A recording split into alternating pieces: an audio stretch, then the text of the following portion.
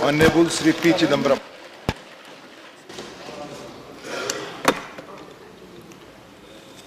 Sir, as many of my colleagues have said, this is a very sad day. It's more than sad. In the constitutional history of India, this will be a black day. I have no illusions that I'm going to persuade anyone from the Treasury benches to listen to us or to appreciate our argument or to change their mind or to defer this bill. It will be an absolute exercise in futility. If I stand up to speak and perform this exercise in futility, it is because I speak through you and this House to a future generation of Indians. Momentarily, you think you have scored a victory. The drum beats that you will hear on the streets will certainly encourage you to believe that you've scored a signal victory, or as one of the honorable members said, you have corrected, quote unquote, a so-called injustice of history. You are wrong, and history will prove you to be wrong, and future generations will realize what a grave mistake this House is making today. So let me deal with a few things and close my speech. I certainly don't have the heart to speak today. A few days ago I wrote that this is the House of that is, Lok Sabha is the House of the people, the Council of States, the Rajya Sabha is the Council of States. Our foremost duty is to protect the rights of states. And by protecting the rights of states, protect the rights of the people of those states. Day after day, we fail to protect the rights of states. We have passed numerous bills which are on the concurrent list. There has been no consultation with any state. Yet we pass those bills completely oblivious of the rights of states. I wrote that we are reducing states to municipal administrations. Today, you have gone a further step. You are not even reducing states to municipal administrations. You're making us states, and you will make states your vassal. You will reduce states to colonies, and you think you are doing something which is constitutional. So be that as it may. What have you done today? You are passing an order under Article 370 by which you are repealing the earlier application order and making a new application order. Ostensibly, the purpose is to amend Article 70, Subarticle D,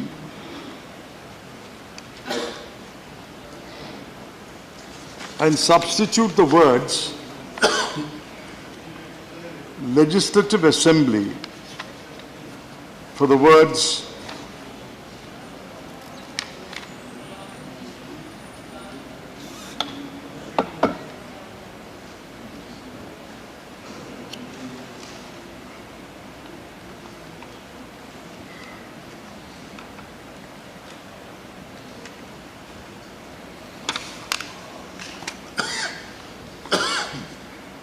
Constituent Assembly. Well, I'm sure some wise men in the law ministry may have told you that that's possible. I have no quarrel with anyone's wisdom. I could be wrong and they could be right. But I think you've forgotten that you cannot modify Article 370 by an order under Article 370. Article 370 enables you to modify such other provisions of the Constitution.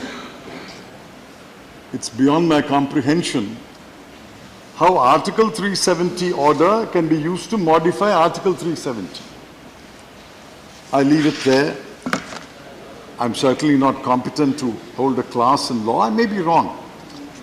But it's beyond my comprehension how Article 370 can be used to modify Article 370 when the language of the article is you can modify other provisions of the Constitution. You're doing another thing. You're passing 2 resolutions today. Or hoping you will pass. I'm sure you will pass it. And the first resolution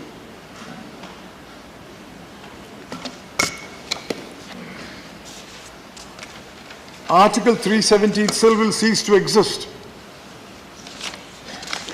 I know this is your manifesto promise. You said we will repeal Article 370. By this resolution, you think you are repealing Article 370. But in repealing Article 370, you are unleashing forces which you cannot control.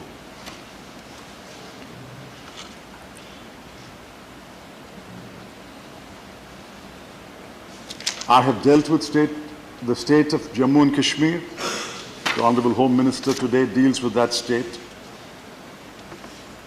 More than anyone else, he will appreciate what I'm saying.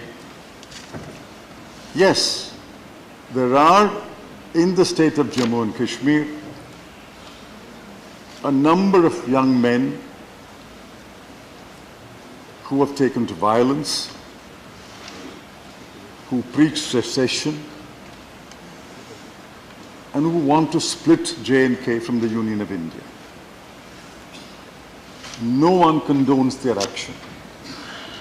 No one supports their action. The Congress party and every other party is implacably opposed to those young men. But there were thousands of other young men,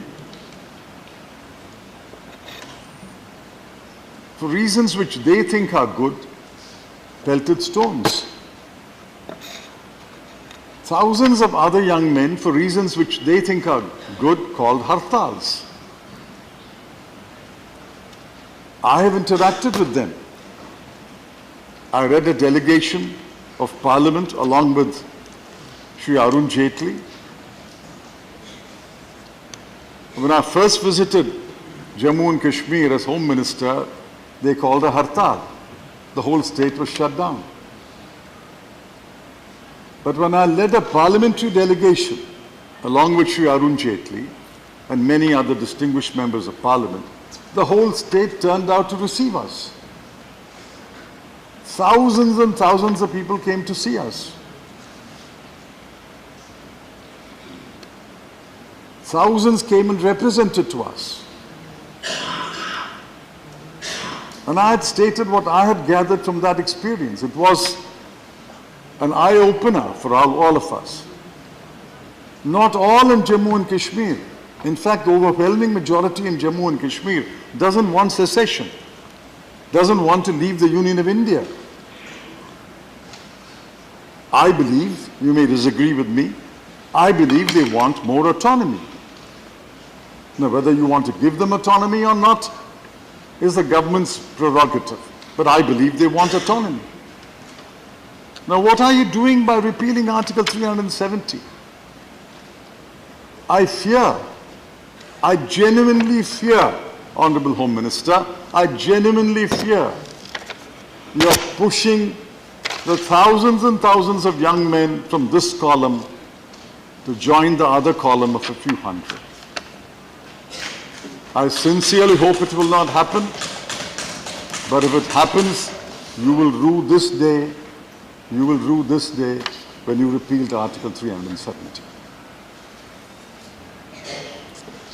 Sir, the second thing you're doing is, you're dismembering a state. You think you're doing it to Jammu and Kashmir. But what you're doing to Jammu and Kashmir, using these provisions, misinterpreting these provisions, in fact, I could go to say mischievously interpreting these provisions, what you are doing to Jammu and Kashmir can be done to any other state. Yes, correct. Please tell me why the mechanism that you have devised to dismember Jammu and Kashmir will not apply to any other state. Please convince us that Derek O'Brien and I are wrong.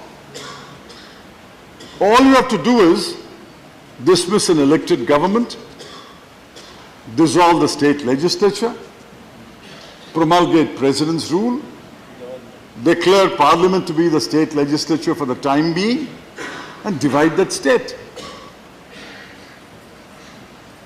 My friend from Orissa, I told him, what stops a future government from carving out a union territory for the KBK districts? What stops a future government from creating a union territory or a new state in North Bengal? What stops a future government from dividing Tamil Nadu? My friends from the AIADMK are here. They don't realize what you're doing. The same provisions, the same method, the same resolutions can be applied to any state.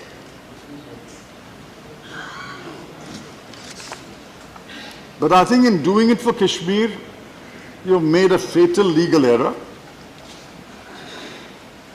I won't tell you what the legal error is now. You will discover it in due course.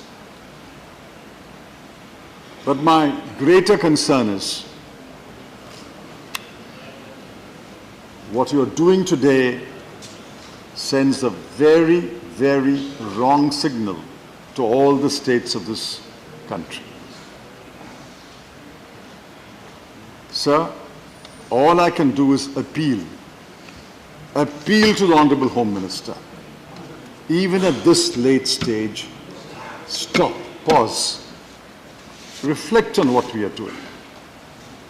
If you are determined to repeal Article 370, I can do nothing about it. It's between you and those who want Article 370 and the Supreme Court of India. But the other thing that you're doing, dismembering Jammu and Kashmir, for heaven's sake, in the name of the people of India, I appeal to you, don't do that. Don't dismember that state. It's one state. It came to us as one state. I don't want to recall history or those tall personalities who brought Jammu and Kashmir to accede to India. Some names continue to reverberate. Sardar Vallabhbhai Patel, V.P. Menon, Gopal Sami Iyengar. They brought Jammu and Kashmir under an instrument of accession. That is history. That is a historical document.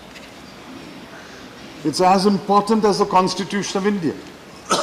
But if you wish to ignore history, if you wish to ignore the compact made with Maharaja Hari Singh, if you wish to ignore what Sardar Vallabhbhai Patel was able to achieve in those difficult days, it's your privilege.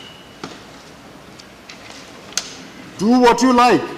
What you're doing is wrong. What you're doing is wrong. Repealing Article 35A is wrong. Amending the Constitution, invoking Article 370 is wrong. Doing away with Article 370 is wrong. But do all those wrongs. Do all those wrongs. I'm willing to, who am I? I'm willing to tolerate all those wrongs. But for heaven's sake, don't dismember Jammu and Kashmir. Don't do that cardinal sin. Don't commit that monumental blunder. Sir, shortly after I was born, this country became free. This country is free, democratic, republican, liberal, secular. All of us who are below the age of 70, all of you who are below the age of 70, were born in such a country. Today I despair. How long will this country remain the country envisaged by the founding fathers of our Constitution? How long will it remain truly free, truly democratic, truly republican, truly liberal, truly secular, and truly a union of states? India, that is Bharat, is a union of states. What you are doing is destroying that union of states, and what you do today will have catastrophic consequences in the future. If you know what you're doing, do it. If you know what you're doing, do it. But please remember, you will bear responsibility for the catastrophic consequences of this action. I stoutly oppose what the government is doing, and we will sit here, listen to you, and vote against what you're doing. Thank you, Mr. P. Chidambaram.